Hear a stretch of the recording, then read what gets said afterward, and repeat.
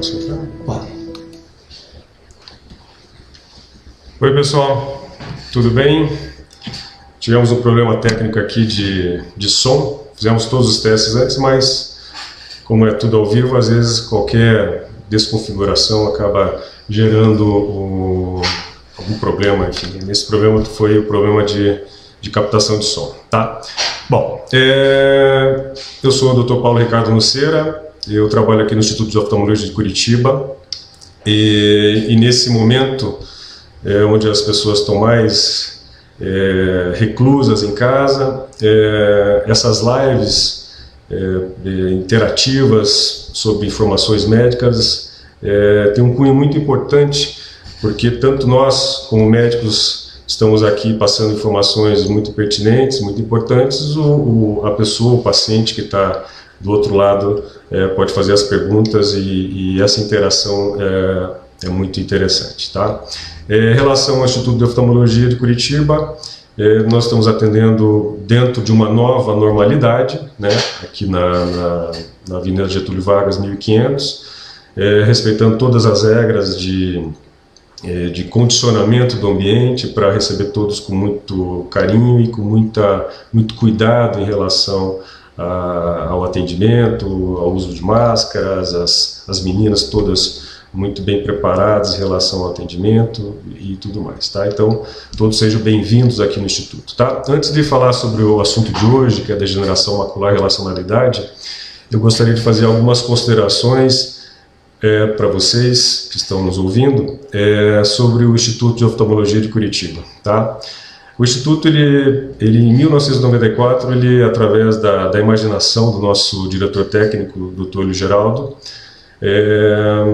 se formou, se fez. Então, recentemente completamos aqui 25 anos de Instituto de Oftalmologia de Curitiba, tá? Isso nos dá muito orgulho de poder passar essa informação para vocês. Em 97, o Instituto de Oftalmologia de Curitiba foi a primeira clínica no Paraná a fazer cirurgia de catarata com anestesia tópica. Então, desde o momento da inauguração,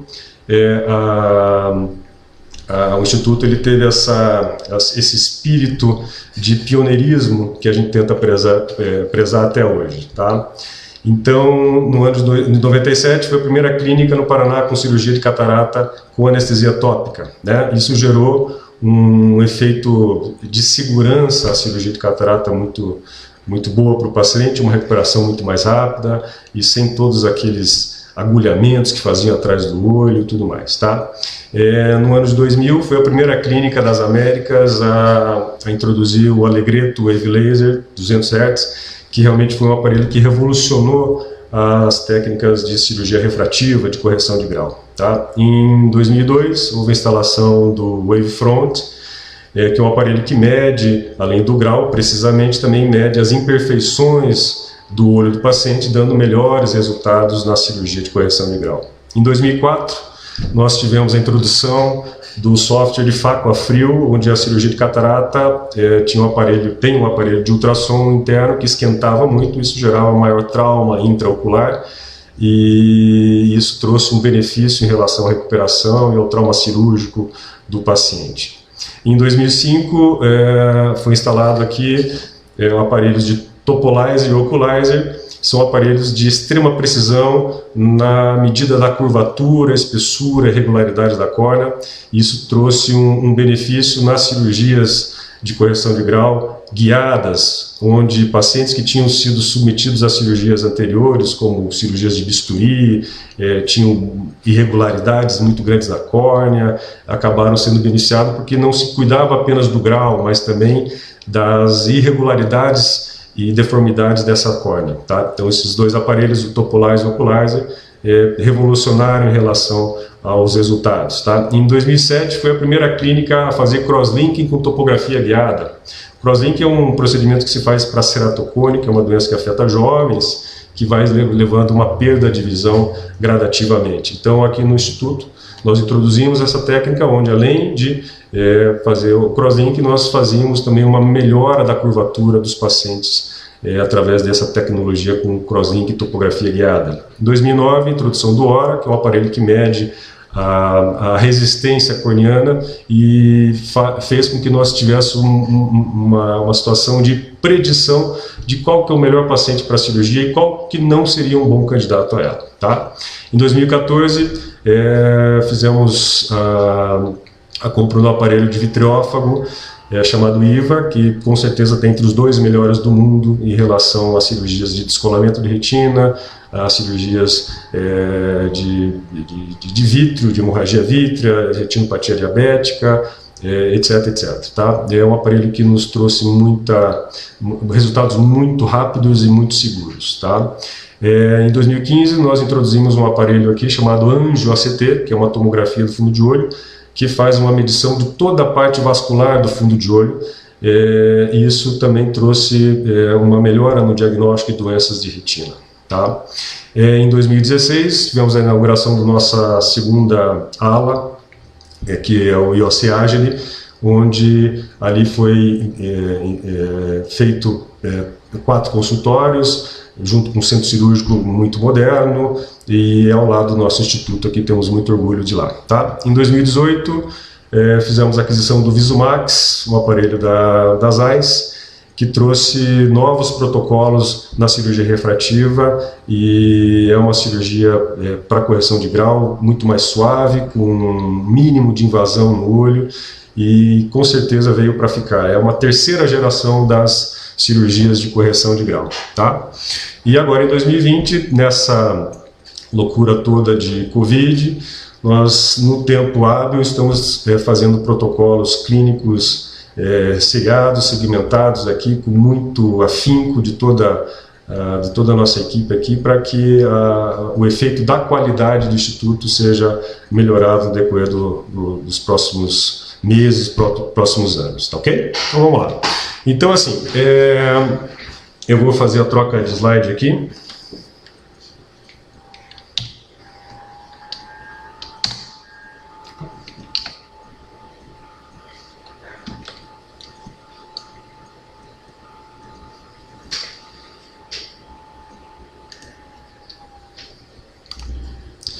Muito bem, esse é o nosso tema de hoje, degeneração macular relacionada à idade, tá? Injeções intraoculares. Tá? Quando a gente tem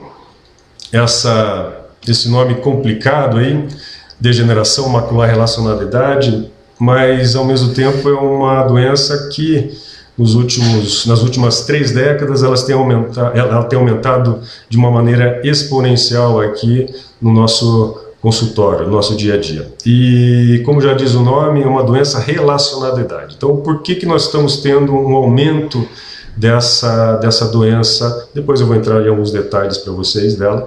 Mas por que a gente está tendo um aumento exponencial dessa doença? Exatamente pelo envelhecimento da população. Tá? Então, a degeneração macular relacionada à idade é a doença que mais causa baixa de visão em pacientes com mais de 70 anos, nos países desenvolvidos, tá? E isso não é uma perda reversível, é uma perda irreversível, tá? No ano de 2000, a estatística era essa: 1,75 milhões de pessoas nos Estados Unidos com essa doença, tá? Eu tenho estatísticas mais recentes saindo do forno. Agora em 2020, a previsão é que haja 2 milhões e 100 mil pessoas afetadas nos Estados Unidos, tá? A previsão para 2030 que 3,7 milhões estejam afetados, e para 2050 5,4 milhões. Então, no prazo de mais ou menos 30 anos, nós vamos dobrar essa quantidade de pacientes. O que isso é importante em termos de macroeconomia? Isso custa anualmente para um país como os Estados Unidos cerca de 30 bilhões de dólares. Tá? Então essa doença ela tem um custo anual para um país como os Estados Unidos de 30 bilhões de dólares. Então o problema não é somente o custo pessoal, mas o custo que a sociedade inteira paga. Então, quando a gente pensa numa doença dessa gravidade, nós temos que pensar também no contexto geral dela. Tá? Vamos lá para o próximo slide. Muito bem, a degeneração macular relacionada à idade, ela tem 2 tipos, tá? Ela tem o tipo seca e o tipo úmida, tá? O tipo seca é a mais comum, ela em geral afeta cerca de 90% dos pacientes, tá? E a tipo úmida, cerca de 10%, tá? Porém, apesar da tipo seca ser a mais comum, é a tipo úmida que leva a maior perda da visão. Então, 90% dos pacientes com uma baixa de visão severa é decorrente da forma úmida. Então, apesar de ser a forma menos comum, mas é a forma mais perversa da doença, tá? Depois nós vamos explicar o que é seca e o que é úmida, tá? Então, vamos lá. Os fatores de risco, tá? É uma doença que tem fatores poligênicos, então ela não é vinculada apenas com um ponto específico. Pelo menos aí mais de 50 já foram já descritos nessa avaliação genômica que está sendo feita aí nos últimos 20 anos, tá?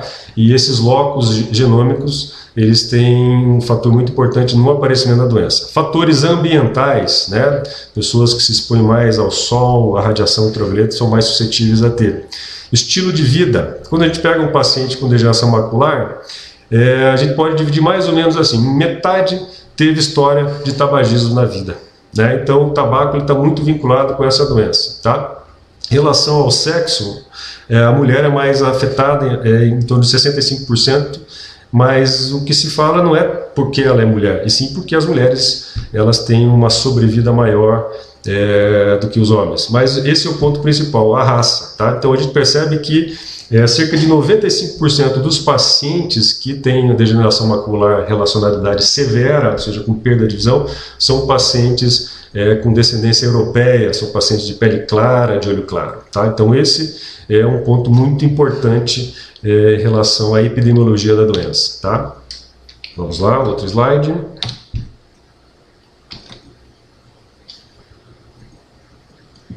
Muito bem. Outros fatores de risco associados são fatores sistêmicos, né? A hipertensão arterial, doenças cardiovasculares, baixa ingestão de antioxidantes, e é 3 vezes mais comum em pacientes que têm parentes em primeiro grau com a doença, tá? Em relação às doenças cardiovasculares, nós temos um fator muito importante que é o colesterol, né? Então, pessoas que tendem a ter o colesterol mais elevado também tendem a ter uma progressão e o aparecimento da doença mais precoce, tá? Em relação à baixa ingestão de antioxidantes, está relacionado mais realmente ao que a pessoa come, né? A gente é o que come, né? Então, pessoas que têm uma baixa ingesta de antioxidantes, uma baixa ingesta de frutas, de verduras, principalmente colorações verdes, amarelas e vermelhas, acabam tendo deficiências de micronutrientes que acabam adicionando essa tendência à doença, tá? Vamos lá? Muito bem. Outros fatores de risco, né, são o aparecimento de drusas. A partir de 50 anos, o olho ele começa a ter alterações específicas do envelhecimento, tá? E tem umas alterações específicas chamadas drusas, tá? As drusas são pequenos pontinhos amarelos no fundo de olho, e esses pontinhos amarelos, no primeiro instante, é sinal de envelhecimento do olho, né? Mas quando essas drusas se tornam em maior quantidade e em maior tamanho, elas são preditoras da degeneração macular relacionada à idade. Então, pacientes que têm esses pontinhos amarelos acima de 5, esses pacientes já são considerados, e têm mais de 55 anos, esses pacientes já são considerados como tendenciosos a terem a degeneração macular relacionada à idade, tá? Quando a gente pensa numa situação de degeneração, o que a gente fala? O paciente sempre chega para nós e diz: doutor Paulo, eu tenho uma degeneração macular, eu vou ficar cego? Tá? Então a cegueira é um medo que os pacientes têm em relação à degeneração macular. Agora, o que a gente entende como cegueira, muitas vezes não é o que o paciente está se referindo. Eu entendo como cegueira aquele paciente realmente que não tem uma percepção de luz, ou tem uma percepção de sombras, uma percepção de luz e sombras, né? Mas consegue definir um bichinho subindo na parede e tudo mais. Então, assim, quando a gente fala em cegueira, o que a gente pode levar em conta é que a degeneração macular, mesmo nas formas mais graves, ela não leva à cegueira absoluta, né? Então o paciente ele tem uma coisa mais chamada baixa de visão funcional, né? Então o paciente acaba tendo uma perda gradativa da visão central, né, que a mácula é a região mais central da retina e ela é responsável pela visão de detalhes, de letras, de números, de um cravinho no nariz. Essa é a mácula que dá essa percepção, né? Mas no momento que o paciente começa a ter essa perda, o maior medo é que ele fique cego, né? Cerca de 71% dos pacientes eles têm mais medo de ficar cego do que ficar surdo, né? 76% dos pacientes eles têm mais medo de ficar cego do que ficar numa cadeira de roda, 70% mais do que perder o membro, né? Ou ficar doente mental. Então a cegueira é algo que assusta, né? Então quando o paciente tem degeneração macular, o principal vamos dizer assim, a principal orientação que a gente deve dar é que o paciente não vai ficar cego, tá? Não é uma doença que cega, que nem o glaucoma, por exemplo. O glaucoma pode cegar e o paciente não consegue mais enxergar nem luz em casos mais avançados, tá? Vamos lá, próximo slide. Então aqui, ó, nessa imagem, uma imagem bem ilustrativa, a gente consegue definir um olho normal e um olho anormal, tá? Na parte, no slide da foto do lado esquerdo, nós temos um olho normal, onde bem no centro ali você percebe que tem uma mancha escura. Aquela mancha escura chama-se mácula, e é exatamente ali que a doença degenerativa acaba se desenvolvendo. No slide da direita, você percebe que nós temos aqueles pontos amarelos, e esses pontos amarelos, eles são nessa situação em grande quantidade e estão na volta daquela região ali chamada mácula, tá? Então esse paciente ele já tem, pela quantidade de drusas naquela região, ele já tem uma degeneração macular já moderada a quase severa, tá? Essa é uma forma típica seca, né? Ou seja, a quantidade dessas manchas em grande quantidade, sem acúmulo de líquido. Isso chama-se degeneração macular seca. Lembrando que lá no começo da nossa explicação, a gente definiu que 90% dos pacientes acabam tendo a forma seca, tá? Próximo slide. Então vamos lá. Aqui nós temos uma progressão da degeneração macular, né? E essa progressão nós chamamos de atrofia geográfica, né? Você percebe num prazo aí de praticamente 11 anos, ali de 93 a 2004, a gente percebe aquelas drusas inicialmente, que vão aumentando em 97, em 99 um pouco maior, e já em 2004 já tem uma espécie de uma atrofia arredondada, irregular ali, que nós chamamos de atrofia geográfica. Esse paciente, muito possivelmente, em 2004, ele já não conseguia mais ler um livro de uma maneira adequada, tá? Muito bem.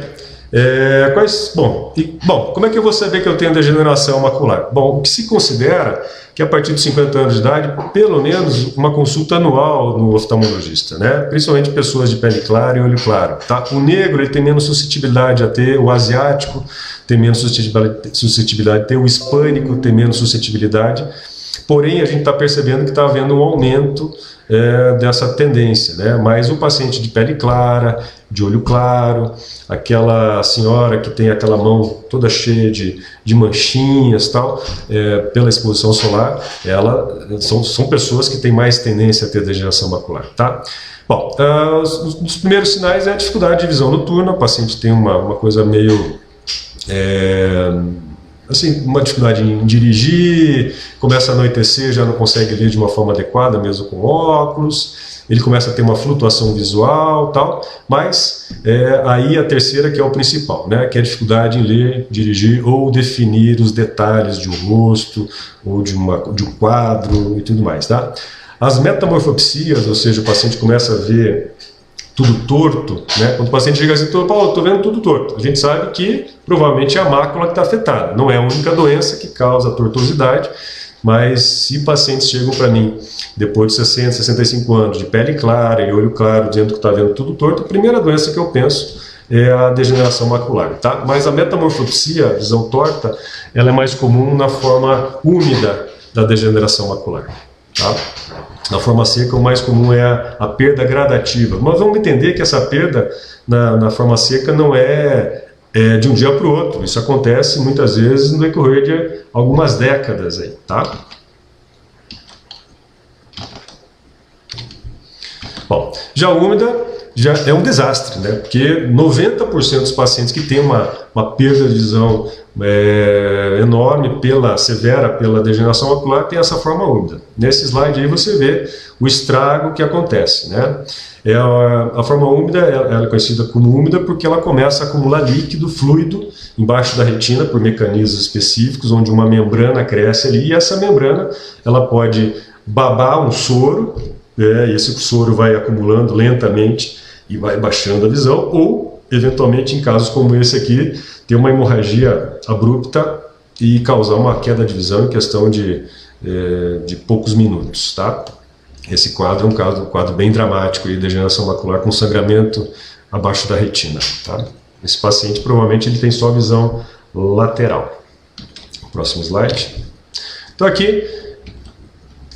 Então vamos lá. Esse próximo slide ele ilustra bem aí o avanço da degeneração macular. Então, em olhos saudáveis, ali naquele desenho à esquerda, nós vemos a retina. Abaixo da retina, ali em roxinho, nós temos o epitélio pigmentar, que é uma camada de células que faz a manutenção de trocas metabólicas entre a retina, e a parte vascular, que são aqueles vasinhos ali, parecem minhoquinhas vermelhas, tá? No slide do meio, nós vemos ali uma manchinha amarela, que é o acúmulo de drusas, tá? Essas drusas são substâncias que o organismo, que esse epitélio pigmentar ali, essa camada roxa, não está conseguindo limpar. E isso vai gerando um processo inflamatório, um desgaste local, processos fisiológicos de baixa troca metabólica, e isso pode levar aí para o terceiro slide um crescimento de vasos anormais. Esses vasos crescem embaixo da retina e aí causam todo o estrago que a degeneração macular úmida acaba levando.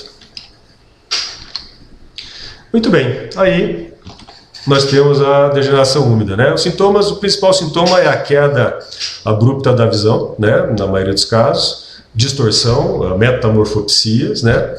Ou insidiosa, né? E principalmente sem dor, tá? Quando é aguda, em geral, ocorre um rompimento de vaso, né? Então, quando o paciente tem uma perda de visão repentina, provavelmente é aguda. Insidiosa, quando ao invés desse vaso, dessa membrana que cresce sangrar, ela começa a babar um soro, e esse soro vai acumulando, vai inchando, e o paciente vai tendo uma forma mais insidiosa, um pouquinho mais lenta em relação ao avanço da doença, tá? Vamos lá? Bom, o diagnóstico. O diagnóstico com profissionais hábeis ao diagnóstico de fundo de olho, não é um diagnóstico difícil, tá? Então, o diagnóstico mais básico que tem é a fundoscopia, né? Ou seja, você dilata o paciente, faz o fundo de olho e você vê as alterações específicas da doença, conforme mostrei. Ou tem a presença de drusas, ou tem a presença de sangue, ou tem a presença de uma elevação, de uma irregularidade local, etc, etc, tá? A partir desse momento, você pede exames complementares, né? A retinografia colorida é uma foto do fundo de olho. Essa foto é muito importante para controle futuro, tá? Um exame super simples de ser feito. O segundo exame é angiofluorescinografia, o AGF ali. Angiofluorescinografia é um exame que a gente faz de contraste, a gente injeta uma substância pelo sangue, e esse contraste, como já diz o nome, ele contrasta o que é certo e o que é errado, né? O que está normal, o que está anormal, e ele delimita a extensão dessa membrana e o que ela já causou de dano, ou eventualmente, na forma seca, ela delimita as zonas de atrofia, tá? O quarto exame é o ACT. O ACT é uma tomografia do fundo de olho, né? É um exame que nós temos aqui há muitos e muitos anos, que revolucionou o entendimento da doença, e agora, de alguns anos para cá, nós temos o angio-ACT, que é uma tomografia do fundo de olho, e esse tomógrafo ele consegue medir a velocidade das hemácias nos vasos e acaba fazendo uma imagem para nós, muitas vezes em 3D, dessa região afetada, nos dando informações muito preciosas. O mais importante disso é que depois da primeira avaliação, o paciente, conforme for tratando, muito possivelmente ele só vai precisar do ACT, que é um exame nada invasivo, né? Você não precisa dilatar nada, coloca a cabecinha no aparelho, ele já faz a medição e não precisa dos exames de contraste, como se fazia mensalmente ou bimestralmente antigamente, tá bom? Vamos ao próximo. Aí, esse é o exame de angiografia, tá? É o exame de contraste. Ali nós temos a imagem da retina e esses pontos hiperfluorescentes ali, brilhantes, parecem estrelas do céu, são as drusas, né? E percebe que bem no centro ali da visão nós temos uma situação de atrofia local, então isso aí demonstra uma forma seca da doença. Você veja que o exame de angiografia já traz muitas informações para nós. Um exame muito simples de ser feito. Aqui nós temos uma doença já fibrótica, né, uma fase avançadíssima de degeneração macular. No centro da visão ali nós vemos uma mancha branca. Essa mancha branca já é um quadro de atrofia, de fibrose local, né?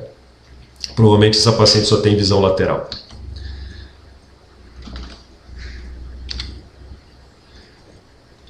Aqui nós temos a imagem do angio-CT, tá?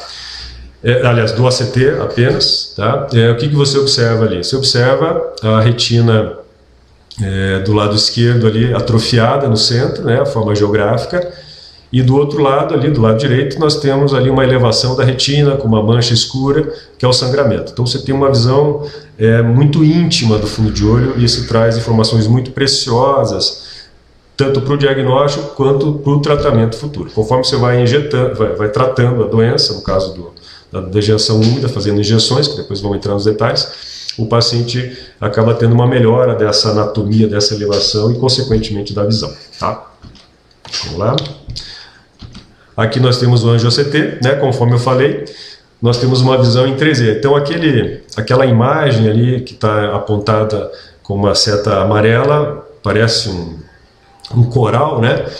Aquela é a membrana vascular, e essa membrana vascular, como ela tem um alto fluxo sanguíneo, o angio-ACT ele consegue delimitar ela bem certinha aí, tá? Coisas que até há alguns anos nós não tínhamos como fazer, tá? Então isso realmente trouxe um avanço tanto no diagnóstico quanto no entendimento da doença e das características individuais. Por isso tem pacientes, quando você fala em degeneração macular, já no início eu falei que ela é poligênica, então ela tem características diferentes em pessoas. Então você faz a injeção num paciente e faz no outro paciente, as respostas são totalmente diferentes, né? Então tem características biológicas diferentes, características de respostas diferentes também.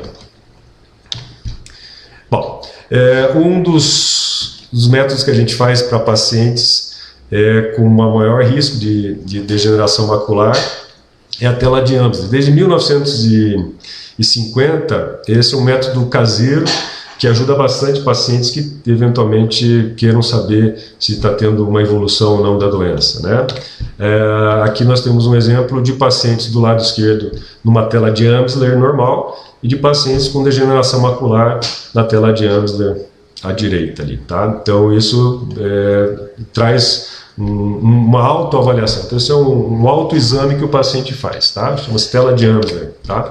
Aqui nós temos outros exemplos, né, na tela de Amsler, né, um ponto central ou uma irregularidade, chamada metamorfopsia, ou pontos irregulares com metamorfopsias pericentrais. Enfim, isso aí são exemplos do que pode a doença evoluir, tá? Aqui nós temos um quadro de um poema, né, e um paciente com degeneração macular de uma forma já moderada, severa. Então você imagine o desconforto de uma pessoa ler toda torta uma linha ou olhar para um rosto todo torto, né? Realmente isso traz um prejuízo na qualidade de vida como um todo da pessoa, né? Aqui outra simulação, né? Um menino ali com uma bola, a pessoa foca nele, vê o geral, mas o detalhe do rosto, o detalhe da camisa, ali se tem alguma ilustração, acaba não percebendo, né? Então se percebe que a pessoa não está cega, mas ela tem um ponto, o ponto central de detalhes bastante afetado, tá? Aqui outra vez, né, a imagem do lado esquerdo, uma visão normal, e a imagem do lado direito já com DMRI. Então você veja, percebe como um todo, percebe que está com uma bola laranja, percebe que está com uma bola com algumas ilustrações vermelhas, mas a definição do rosto realmente a pessoa não tem. Então, isso é uma das coisas mais interessantes que a gente ouve no nosso dia a dia, é o paciente falar: doutor Paulo, eu não consigo definir a cara dos atores de um filme, de uma novela, né? Eu não consigo definir minha filha chegando, né? É muito triste. Muito bem. Qual que é a importância da degeneração macular? Como é uma doença que afeta mais idosos, então o papel do envelhecimento e do papel inflamatório que o envelhecimento causa, junto com hábitos de vida, acaba gerando também outros fatores de risco para outros problemas, né? Então, quem tem DMRI, ele também tem mais incidência de acidente vascular cerebral, né? Também tem mais incidência de doenças cardiovasculares, tem 3 vezes mais chance de alteração cognitiva, depressão, né? Ou demência, 2 vezes mais riscos de queda, né? 4 vezes mais risco de fratura de quadril, né? A gente sabe o quanto que uma fratura de quadril, uma fratura de fêmur, uma senhora de 80 anos, senhor de 80 anos, pode causar na vida deles. Às vezes não consegue nem mais levantar da cama por causa disso, né? Isso tudo devido a uma falha na qualidade da visão e consequente também na percepção de profundidade, na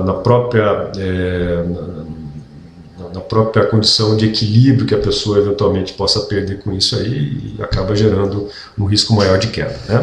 Então você veja uma doença da visão levando a outras comorbidades, né? Levando a outros problemas aí e tudo mais. Muito bem. Bom, o principal da degeneração macular relacionada à idade está relacionado às estratégias preventivas, tá?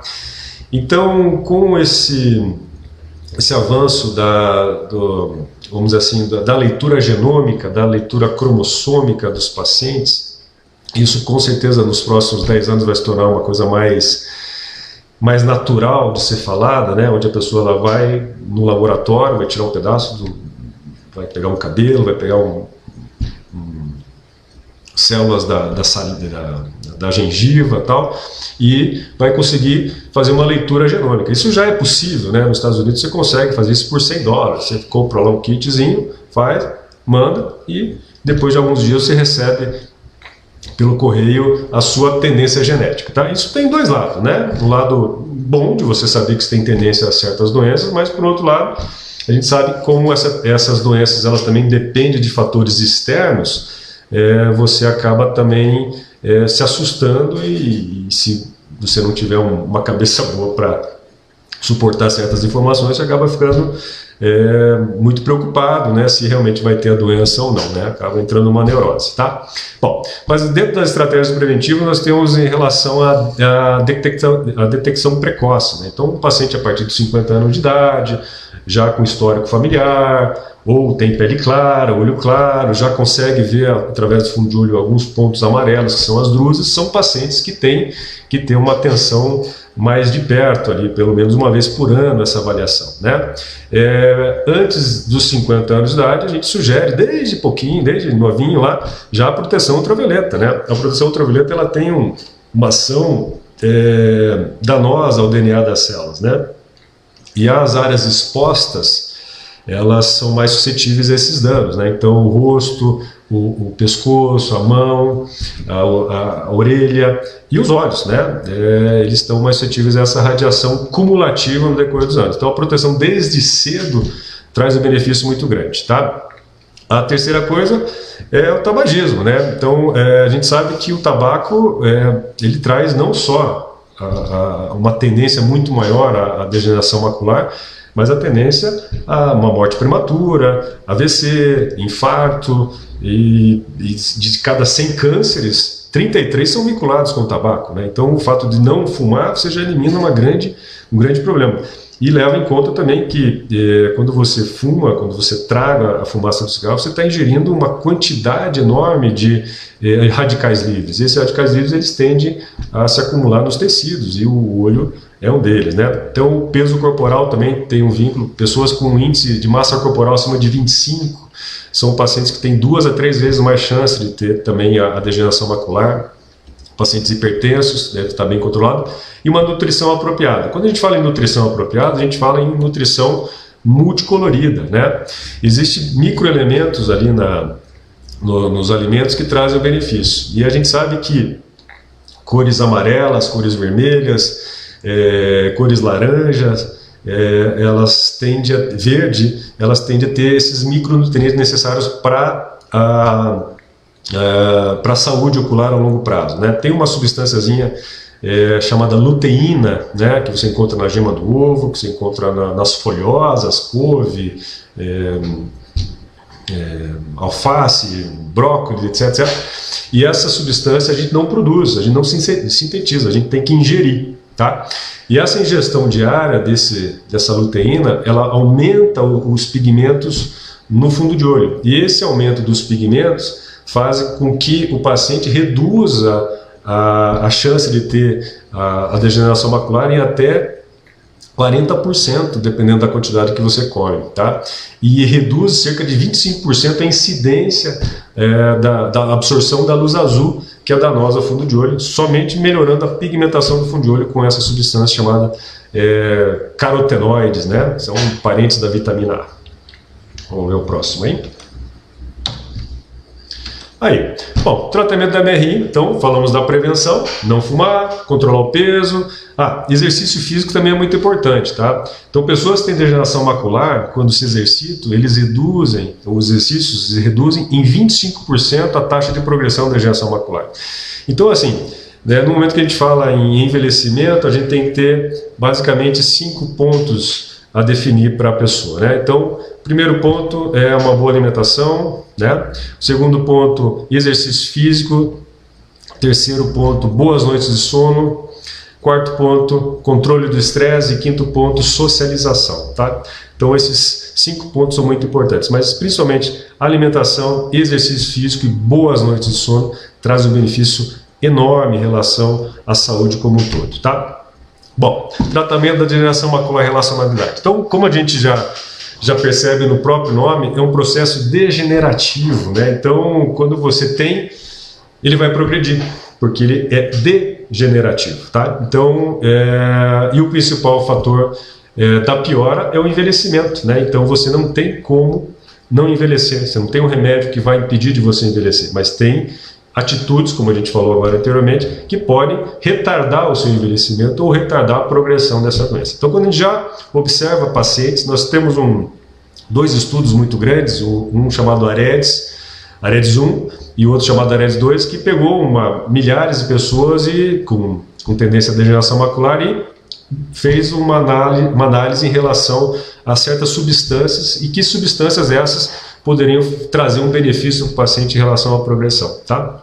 E dentro dessas substâncias foi definido que a luteína, o zinco e outros polivitaminas, outras vitaminas como vitamina C, etc., trazem um benefício em relação a isso. Então, eles formaram uma fórmula chamada AREDS 2, tá? Onde eles tiveram que tirar a vitamina A, porque a vitamina A em pessoas que fumam, né, aumenta muito o risco de câncer de pulmão. Então, a vitamina A em quem já foi tabagista ou fuma deve ser evitado, porque realmente ela aumenta o risco de câncer de pulmão. Então, o AREDS 1 viu isso e no AREDS 2 eles reformularam e fizeram essa fórmula, ao invés de vitamina A, colocaram a luteína e a zeaxantina mais ou menos numa classificação de 10:2, tá? Então hoje nós temos no mercado vários produtos com essa formulação muito parecida, não é igual, mas é muito parecida, muito interessante, porque realmente elas retardam o processo da degeneração seca, e dos pacientes que tiveram a degeneração úmida no olho, eles têm 80% de chance de ter no outro olho em até 5 anos. Tomando essas medicações diariamente, se reduz essa porcentagem para 40%. Então é algo bastante positivo, tá? E o tratamento da degeneração seca é a reabilitação visual. Então, muitas vezes, óculos convencionais, os pacientes chegam, os velhinhos chegam lá, Dr. Paulo, meu óculos está fraco, já operou da catarata, a lente da catarata está bem, o grau não mudou, mas a visão está ruim, né? Aí óculos convencionais não funcionam, tá?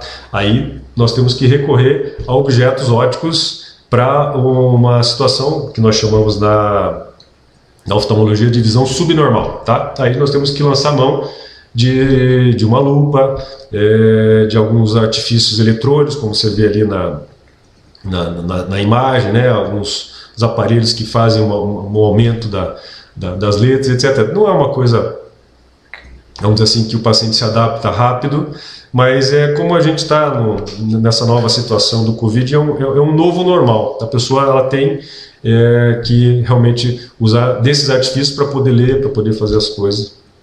Ok? Vamos para o próximo slide. Bom, tratamento da forma úmida, tá? Então a forma úmida é a forma mais desastrosa da degeneração macular, né? Porque a forma seca, como a gente falou, é uma forma lenta, insidiosa, que pode demorar 10, 15, 20 anos realmente para levar a uma queda de visão mais importante, tá? Mas a forma úmida não, a forma úmida em poucos dias ou em poucas semanas ela pode baixar a visão de uma forma muito grave, né? E o mais importante dela é não ter, né? Então, quando o paciente entra nesse processo da exudação, né, outro nome da degeneração macular úmida é exudativa, esse paciente ele tem que entrar no esquema de injeções intraoculares, tá? Desde 1980, a degeneração macular é estudada, a degeneração úmida é estudada, tá? Começou inicialmente com aplicações de laser, diretamente, laser térmico, né? Só que, como são doenças muito centrais na visão, esses laser térmicos não foram tão efetivos no tratamento, porque além de matar a doença, matava também as áreas normais, né? E durante, pelo menos até nos anos 90, não se teve nada muito efetivo. Então, no finalzinho aí dos anos 90, começou a aparecer algumas drogas chamadas anti-VEGF, tá? E essas drogas, elas deram um salto em relação aos resultados do tratamento da degeneração macular úmida, onde você reduziu aí, estatísticas recentes aí da Europa, você reduziu mais de 80% a chance de cegueira legal dos pacientes com degeneração macular úmida, né? Então isso é uma coisa muito interessante. Mais ou menos há 8 anos temos uma droga que foi lançada há alguns anos aqui. Há 8 anos atrás era feito 3.000 injeções no ano, hoje já se faz mais de 4 milhões por ano dela, né? Então, realmente são drogas que vieram para ficar, tá?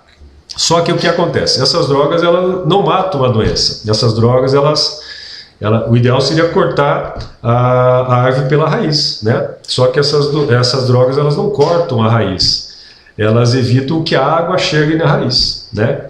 Então, só que elas têm um período de latência. Então, quando você injeta, depois de algum tempo, ela perde a latência, a doença ela eclode. Então, essas drogas, elas tendem a ter uma situação de injeções periódicas. Então, quando você fala para o paciente que ele precisa de injeção,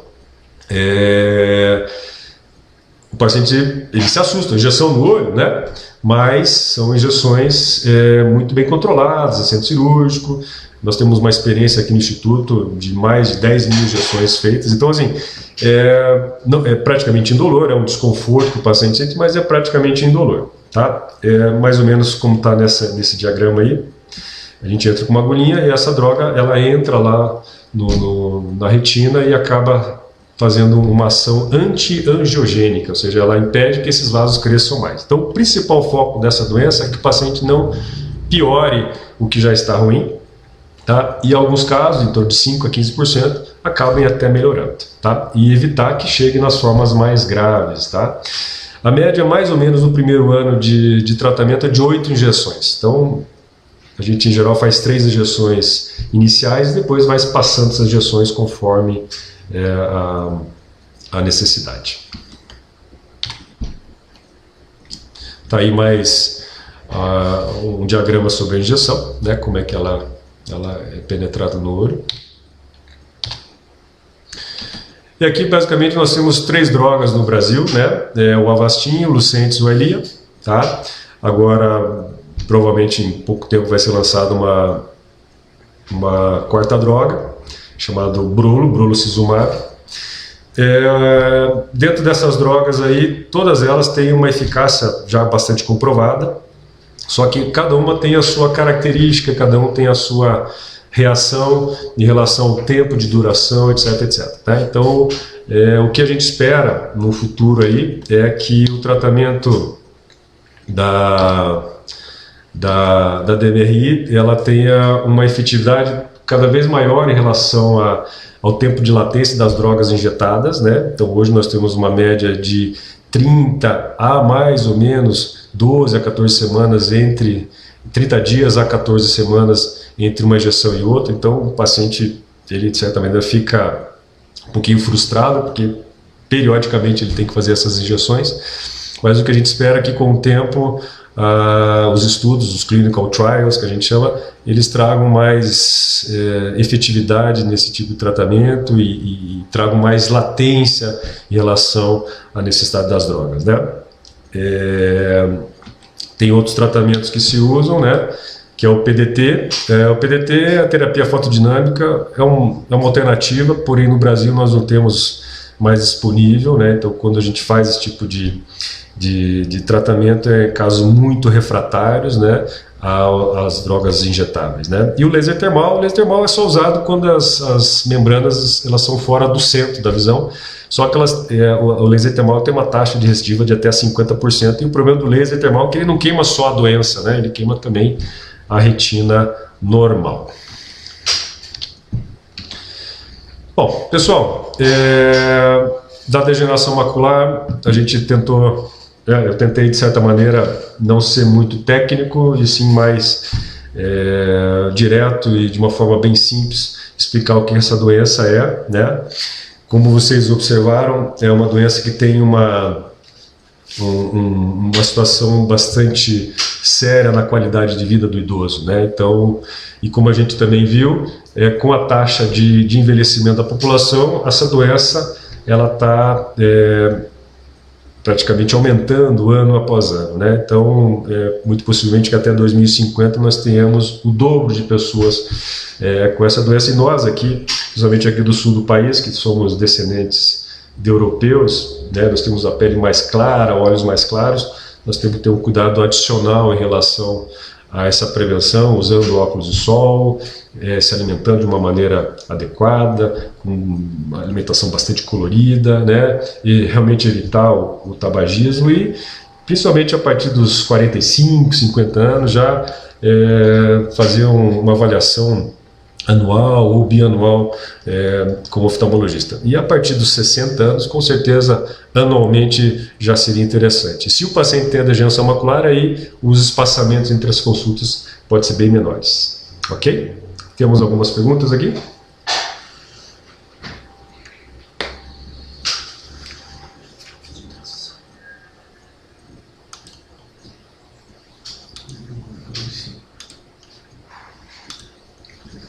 Vamos lá. Vamos ver as perguntas aqui que nós temos. Muito bem.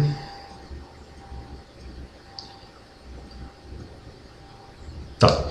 A Maria Elisa perguntando aqui. Quero adiantar uma pergunta. Existe alguma relação entre drusas e degeneração macular? No começo da aula nós já mostramos ali realmente a ligação direta com as drusas e a degeneração macular, tá? Quando o paciente ele já tem acima de 5 drusas no polo posterior, que é a parte próxima à mácula, esse paciente já tem alguma suscetibilidade. É importante lembrar que existem algumas características de drusas, né? Quando as drusas são pequenas, nós chamamos de drusas duras, né? Esse paciente tende a ter uma tendência, né, mais lenta em relação à progressão, tá? Mais ou menos uma média, isso nós chamamos de 63 micras. Se a drusa tem em torno de 63 micras, esse paciente tem uma tendência menor a ter a degeneração macular, tá? Porém, existem drusas grandes, que nós damos o nome de drusas moles, tá? E essas drusas moles, elas com o tempo, elas são mais elevadas, e elas com o tempo elas vão se coalescendo, elas vão se fundindo, e isso é um grande fator de risco para a degeneração macular, principalmente se elas forem bem centrais, tá? Então, as drusas têm a ver sim com o aparecimento da degeneração macular, mas também tem ao mesmo tempo que observar quais são as características dessas drusas, ok? Bom, tem outra pergunta aqui. Tem um familiar com DMRI e está preocupado em herdar a doença, né? Então, assim, a proximidade em relação à hereditariedade tem um fator importante, a degeneração macular. Mas como a gente já descreveu anteriormente, existem fatores de risco que aumentam muito mais essa tendência, tá? Então tem que ver se esse familiar ele era tabagista, né? Eu morava na roça, morava no interior, não, me expunha ao sol sem uma proteção devida, etc. Então esses são fatores cumulativos, né? Como eu falei, com o tempo nós vamos ter testes mais acessíveis para definir realmente a tendência individual de cada um, de ter uma degeneração mais para seca, mais para úmida, isso também facilita, tá? Mas em geral o paciente que tem pai, mãe, tio, irmão com degeneração macular tem realmente uma tendência de 3 a 4 vezes mais a chance de ter, e essa chance aumenta exponencialmente a partir dos 70 anos de idade, ok?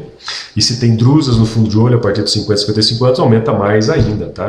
Tem algumas casuísticas aí que aumentam até 8 vezes, né? Dependendo da situação aí, tá bom? Vamos a outra pergunta. Óculos de sol podem prevenir a DMRI? Como prevenir? Tá? Então assim, ó, óculos de sol, vamos voltar ao que a gente estava comentando também em relação às ações preventivas, né? Então a radiação ultravioleta, a gente sabe que é uma radiação que tem efeito cumulativo, né? E no momento que você se expõe ao sol durante 5 minutos, aquele efeito cumulativo nas suas células vai ocorrendo dia após dia. Me expus 5 minutos hoje, me expus 5 minutos depois, etc, etc. Aqui em Curitiba, a gente tem a impressão que não se expõe ao sol, mas se expõe. Como é uma cidade mais fria, a gente não tem uma exposição maior em relação à roupa que a gente usa, mas Curitiba tem um alto índice de radiação ultravioleta, porque é uma cidade mais alta, uma cidade que tem 963 metros acima do mar.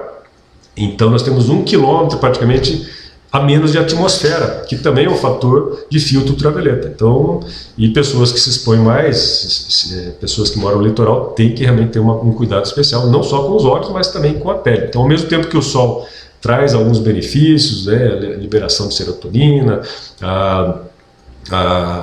o metabolismo da vitamina D, traz aquela alegria toda, mas a gente tem que saber em que momentos que a gente pode se expor a ele, né? Então, o óculos de sol, ele é um fator preventivo, realmente, em relação a esse dano oxidativo, né, esse estresse oxidativo que a radiação ultravioleta causa no olho de uma forma contínua e que talvez a gente só comece a sofrer as consequências a partir da 5ª, 6ª década. É o caso de uma mancha de pele, né? Então, por que uma criança tem uma pele bonita, né? Não tem uma mancha, não tem nada, e depois de 50, 60 anos a gente começa com aquelas manchas de pele? Exatamente pela área de exposição. Então aquelas manchas de pele, como ocorrem na pele, elas ocorrem no olho, só que no olho a gente chama de drusas, né? Então tem a ver sim. Só que é claro, não adianta usar óculos de sol que não tenha proteção ultravioleta, né? Então tem que comprar óculos de boa qualidade, que tenha filtro ultravioleta. Quando você coloca um óculos de sol sem proteção ultravioleta, ele só protege da luz visível, e a luz ultravioleta é uma radiação invisível, né? Nós não enxergamos. Então, quando você coloca um óculos de sol, a tua pupila dilata. E no momento que ela dilata, essa radiação ela entra com maior intensidade. Então, radiação ultravioleta com óculos de sol de má qualidade é pior, é melhor nem usar. Então, usar óculos de sol com filtro ultravioleta, tá?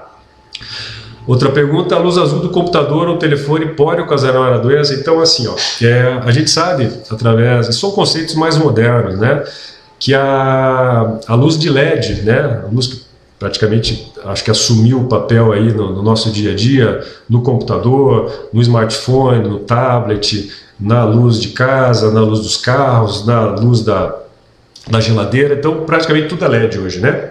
Então assim, a gente sabe que o LED ele tem uma situação chamada radiação azul de alta intensidade, ou radiação azul violeta, tá? E essa radiação azul violeta, ela tem um pico no LED, e esse pico entra no seu fundo de olho e causa realmente um estresse. O que a gente pode falar hoje com os estudos, nós não temos 30, 40 anos de LED para dizer, 30, 40 anos de smartphone para dizer realmente o que vai acontecer. Mas em modelos animais a gente já viu que tem algum tipo de lesão sim, tá? Porém, a gente não tem como fugir, né? Então quando o paciente precisa de óculos, a gente já opta em trazer o benefício através de filtros anti-azul nos óculos. Isso traz algum benefício lá na frente também, tá? Agora, falar para você que causa degeneração macular, eu não posso afirmar porque não tem nenhum estudo falando isso aí, tá? Mas, como a luz azul é um fator de estresse oxidativo, pode ser que daqui a 40 anos a gente esteja confirmando que sim, tá bom? Então, o melhor mesmo é prevenir, e se usa óculos, já usa o anti-azul e assim vai, tá? Existe essa substância que a gente falou, que é a luteína. A luteína, através de fotometria, já foi analisado que ela aumenta o pigmento do fundo de olho, tá? Então, nas folhosas, a gema do ovo, vermelho, amarelo, verde. Então, tudo isso aí tem luteína. Então, quando você come isso diariamente, ela vai se acumulando lá no seu fundo de olho e ela consegue filtrar até 40% dessa luz azul incidente no olho, tá? Então, é um fator preventivo também ter uma boa alimentação, tá? Vamos lá. Outra pergunta: se eu não tenho DMRI, seria melhor não comer mais peixe e certos tipos de vegetais como prevenção, já que estou envelhecendo, tá? Então, assim, o que acontece? Os vegetais, eu acho que tem que comer. Não tem, como a gente já falou, o fato de você ingerir uma alimentação multivariada aí, com várias cores, só traz benefício, não apenas para os olhos e tudo mais. Isso já é conhecido há muito tempo, né? Isso tem um benefício cardiovascular, para a sua saúde, para a sua imunidade, né? Agora, o peixe, não consigo associar nada. Esse AREDS 2, aquele trabalho que foi feito através de ingestão de certos micronutrientes, ele viu que a ingestão de ômega 3 e ômega 6 não trouxe nenhum benefício em relação à degeneração macular. Então, e alguns peixes a gente sabe que tem, principalmente ômega 3, o salmão, a tainha, a sardinha e tal, mas para a degeneração macular não foi comprovado que sim. A gente sabe que tem fatores anti-inflamatórios, antioxidantes principalmente no ômega 3, talvez tenha um benefício em outros pontos, mas não diretamente na degeneração macular. O que realmente foi definitivo foi realmente a presença da luteína e do zinco, tá? Isso realmente trouxe um benefício muito grande em relação à degeneração macular, tá? Bom, a angiogênese, o Felipe aqui, a angiogênese mediada pelo VEGF poderia indicar algum problema relacionado a um câncer? Então veja só, Felipe, a angiogênese é um processo natural do organismo, né? Então você está com uma ferida no braço, essa ferida no braço ela vai lançar mediadores específicos ali no seu organismo dizendo, ó, estou precisando de ajuda, tá? E dentro desses mediadores, os angiogênicos são deles, né? Então você acaba tendo uma resposta angiogênica dizendo que estou precisando de ajuda, então vai crescer vasos ali que vão levar substâncias, nutrientes e essas células vão crescer, tá? Isso é um processo de equilíbrio, né? O problema é quando essa angiogênese ela é extremamente exagerada e aí você tem o processo patológico, tá? Então não é que pessoas que têm cânceres que vão ter degeneração macular, né? Mas assim, a gente sabe que essas drogas que a gente injeta no fundo de olho para tratamento da degeneração macular, inicialmente elas eram usadas e ainda são usadas para determinados cânceres, principalmente o Avastin, ele foi usado para, que daí abriu o leque dos outros anti-VEGF, era usada para câncer de colo retal, né? Então, porque impedia que os vasos aumentassem nesses tumores e, consequentemente, diminuía o tumor, tá? Mas a angiogênese é um processo normal. O problema é quando isso se torna algo desequilibrado. Então, no caso da degeneração macular, você tem um sufocamento ali da retina que ela fala assim, ó, me ajude, estou precisando de ajuda. Aí a coroide, que é a região abaixo da retina, ela começa a lançar vasos para aquele local. E aí que começa o problema, né? Porque daí esses vasos eles já vão de uma maneira desorganizada e aí começa todo o problema. E todo vaso ele precisa de uma sustentação. Então ele cresce, tem o vaso de sustentação, o tecido de sustentação, cresce, tecido de sustentação. Então o problema é que quando esse tecido de sustentação ele fica lá, você já tem um processo fibrótico e aí as injeções não adiantam mais. Por isso que tem que tratar precocemente. Por isso que muitas a maioria das vezes, o segundo olho tende a ter melhores resultados que o primeiro. Que o segundo olho, como tem 80% de chance de ter em até 5 anos, a gente está mais atento com o OCT e tudo mais, tá? Então, pacientes que às vezes estão subclínicos, a gente pega na tomografia do fundo de olho a doença e já começa o tratamento antes mesmo de ter a queixa clínica, tá? Então, vamos lá. A dona Eunice Terezinha, ela tem cirurgia, tem lente de cirurgia na DMRI, colocar para ajudar a ler. Então, assim, ó, não existe uma lente específica para DMRI, tá? Então, assim, para leitura, dependendo do grau da degeneração macular, como a gente falou inicialmente, então, assim, nós temos basicamente 3 níveis de degeneração macular: leve, moderada, severa, tá? Só para ficar mais claro, tá? Até a fase moderada, perto aí da última fase, a gente consegue, através de lentes corretivas, lentes de aumento, algo realmente que o paciente tenha uma certa visão, uma certa dinâmica de leitura. A partir do momento que você chega na fase severa, aí os artifícios ópticos já se tornam um pouquinho mais complicados, tá? Mas existe umas lentes que a gente passa para o paciente usar dentro de casa, com baixa luminosidade, que são lentes de coloração amarela, tá? Na verdade, elas não melhoram a degeneração macular, mas elas dão uma impressão de clareamento e o paciente se sente mais confortável. Então, as lentes amarelas podem ser usadas não somente para degeneração macular, tem outras doenças que se beneficiam da lente amarelas, mas é mais para enganar o cérebro no sentido de percepção e não uma lente para tratar a degeneração macular, tá? A Luciana está perguntando aqui: com qual idade posso começar a tomar vitaminas com luteína? Qual tomar? Elas ajudam de alguma forma a saúde ocular?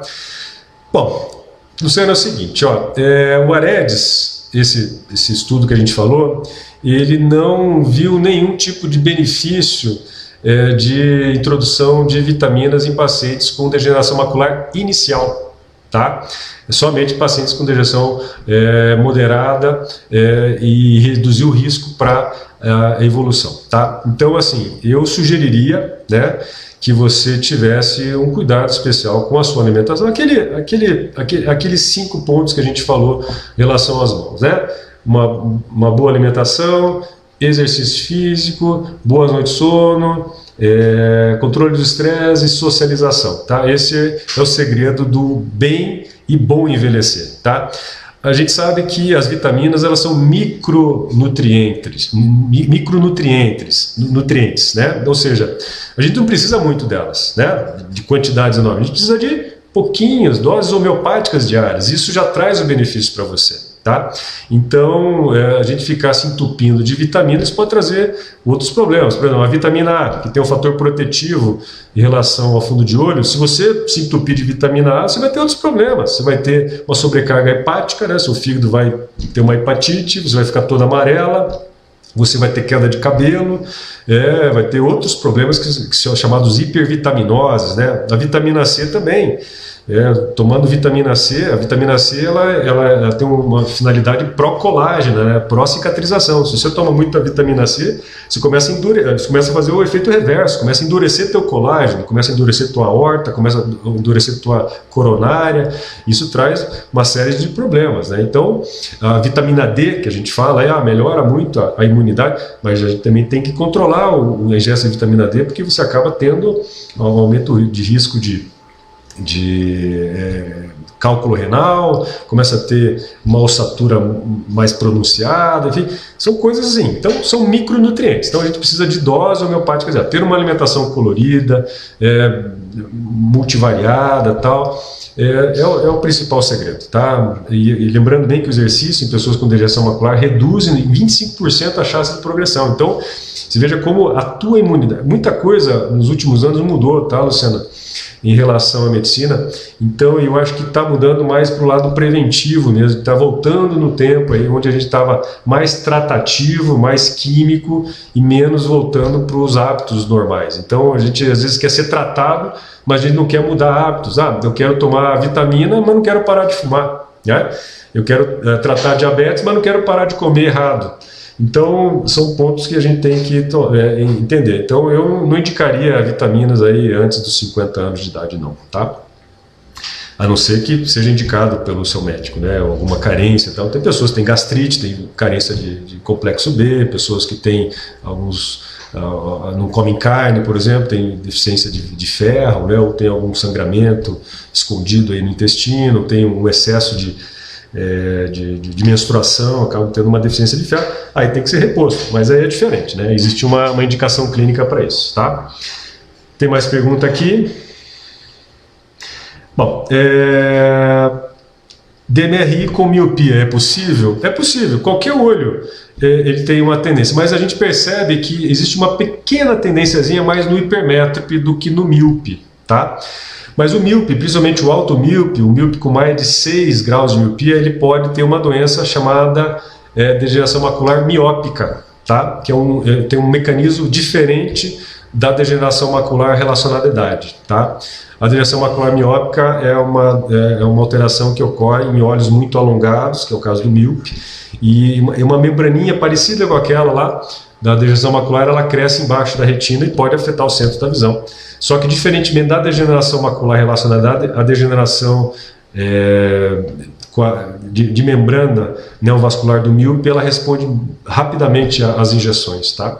Mas pode sim, tá? A degeneração macular, ela pode afetar qualquer olho, mas é menos comum num paciente de pele escura, de afrodescendente, tá? Vamos ver. Maria Elisa, a perda da visão em decorrência da idade é inevitável? Bom, Maria Elisa, a gente é uma máquina, né? Então, naturalmente, não é só perda da visão, né? O organismo ele vai se desgastando, né? Isso é inevitável, né? Mas há fórmulas, claro, não existe uma receita de bolo, mas há situações que você consegue minimizar a ação do tempo, né? Retardar a ação do tempo, né? E trazer um benefício ao longo da sua vida, né? E isso se resume, novamente, naqueles 5 pontos, né? Alimentação, exercício físico, boas noites de sono, controle do estresse e socialização, tá? A partir dos 21 anos de idade, nós perdemos cerca de 5.000 células de visão por ano, tá? 5.000 células de visão por ano a cada ano, né? Depois dos 21 anos de idade. Então é impossível uma pessoa de 80 anos enxergar que nem uma pessoa de 20 anos. Mas isso vale também para uma corrida, vale também para uma natação, né? Vale também para a memória. Um adolescente de 18 anos, o cérebro pesa 1,5 kg. Com 80 anos ele pesa 900 gramas.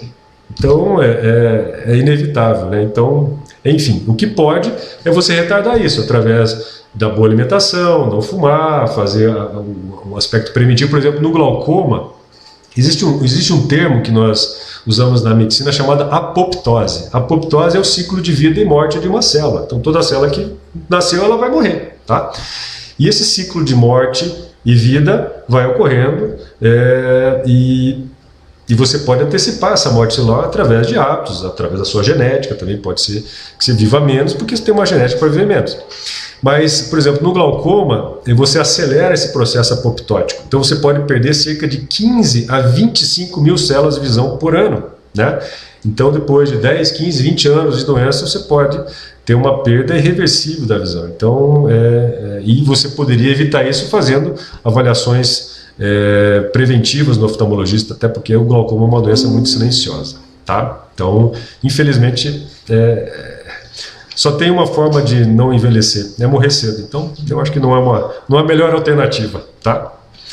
Vamos lá. Bom, a vitamina A não é essencial para a produção da rodopsina. A rodopsina é uma substância que age na função da célula retiniana, tá? Por mais que evite problemas pulmonares, a sua diminuição não iria contribuir para a DMRI.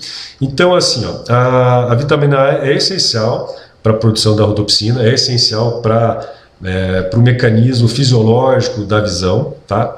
Porém, como eu falei, micronutrientes, né? Então a gente precisa deles em doses homeopáticas, né? Então quando você faz essa reposição através do que se foi recomendado com esses comprimidos, você dá uma dose de vitamina A maior do que a necessidade normal, tá? E acima dessa dose, se não me engano, são 25.000 unidades que foi dado no AREDS, e isso sim eleva a situação do câncer de pulmão em pacientes tabagistas, tá?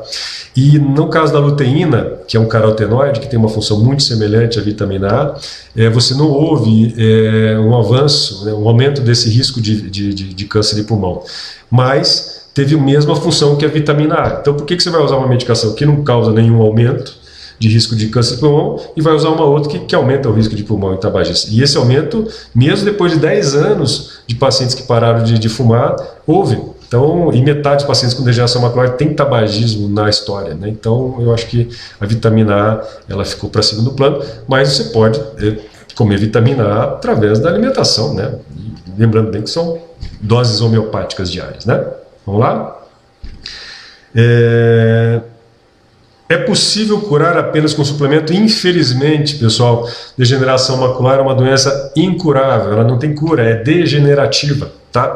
Então o principal é não tê-la. Não ter é preventivo. Então, como a gente falou ali na aula, é agentes preventivos. A gente tem que se prevenir, comer bem, não fumar, não se expor ao sol de uma forma ostensiva, fazer avaliação a partir dos 45, 50 anos anualmente, se tem histórico na família, se tem pele clara, olho claro, e assim vai, tá? Então é uma doença que não tem cura. O que você consegue é diminuir a evolução do processo, desacelerar o processo, mas infelizmente os processos degenerativos do olho não têm cura. Então quando começou aquela célula, ela é ativada naquele processo apoptótico e a célulazinha do lado vai perguntar que você está bem? Não estou bem.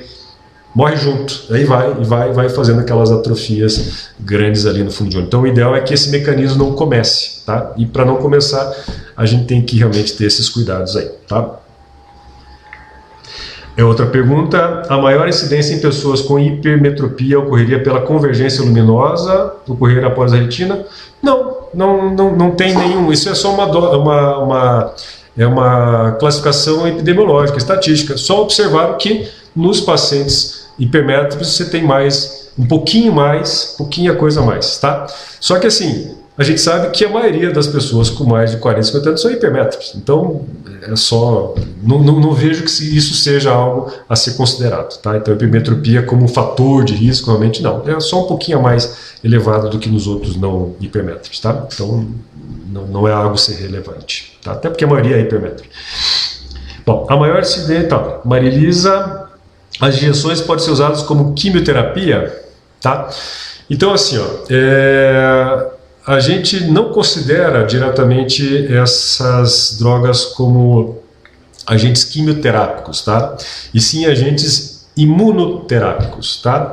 Então, a quimioterapia, vamos dizer assim, que ela age no DNA da célula, na proliferação, no metabolismo de reprodução da célula, tal. Tá? Aí sim seria um quimioterápico, que se usa muito em doenças oncológicas, tá? Aqui seria um imunoterápico. Então essas drogas, elas nada mais são do que anticorpos, né? Então você injeta lá, e esses anticorpos, chamado anti-VEGF, eles vão lá nas substânciazinhas chamada VEGF, que fazem a proliferação, são fatores de crescimento vascular, e essas substâncias elas grudam nesse fator, como se fosse uma chavinha ali, e bloqueiam e fazem com que os vasos não cresçam, tá? Quando você pede no convênio, ali você pode ter algo semelhante à quimioterapia intraocular, tal, mas na realidade não é uma quimioterapia, é chamada imunoterapia, porque não são quimioterápicos, são imunoterápicos. Então, os quimioterápicos agem na reprodução celular através do corte dessa reprodução na célula, no DNA. E os imunoterápicos, eles servem de anticorpos que vão contra os produtos que fazem o crescimento do tecido. Ok? Bom, não temos mais perguntas. Pessoal, o que eu posso falar para vocês? Agradeço imensamente a oportunidade, tá, de estar aqui ao Instituto de Oftalmologia. Já estou aqui há quase 18 anos, tenho muito orgulho de trabalhar aqui. Nós temos aqui uma conta de mais de 400 mil pacientes atendidos, mais de 35 mil cirurgias já feitas, né? Então nós temos um trabalho muito abençoado aqui, podendo trazer a visão às pessoas, trazer o benefício, porque 90% do que a gente aprende no mundo é visual, então a visão é tudo de bom, tá? Então Agradeço ao Luiz Eduardo, que está aqui do meu lado, a Janaína. Desculpa, no início da aula nós tivemos um problema técnico em relação ao som, mas acredito que isso tudo foi resolvido de uma maneira bastante legal, porque eu fiquei feliz de estar aqui com vocês. E se cuidem, usem máscara e lavem as mãos, tudo mais. Estamos atendendo aqui no Instituto, tá? Seguindo as regras mais novas, tá? E de qualquer maneira, eu desejo a vocês uma ótima quarentena dentro do possível, tá? Um feliz Dia das Mães, em especial para minha mãe, Dona Suzana, para minha sogra, Dona Inês, para minha esposa, Vanessa, e a todas as mães que nos assistiram aqui, um grande beijo, tá bom? Tudo de bom? Esse vídeo, se vocês quiserem compartilhar, depois vai estar na nossa página do Facebook, tá? E depois no YouTube. Tá? Opa! Parece que tem mais uma pergunta aqui, só um minutinho. Tá. As injeções, perguntando se as injeções estão doloridas. As injeções não são doloridas, tá? A gente faz em um ambiente bastante seguro, que é no centro cirúrgico, anestesia local, com gel anestésico. Os pacientes sentem um desconforto, mas saem andando, caminhando, não tem curativo, não tem nenhum tipo de problema. Só vê umas bolinhas voando e tal, mas é bem tranquilo, tá? Não dói nada. Ok, pessoal? Feliz Dia das Mães. Temos esse vídeo no Facebook, tá? Na nossa página. E depois, se vocês quiserem, também tem o nosso canal lá no YouTube, tá bom? Um beijo a todos e fiquem com Deus.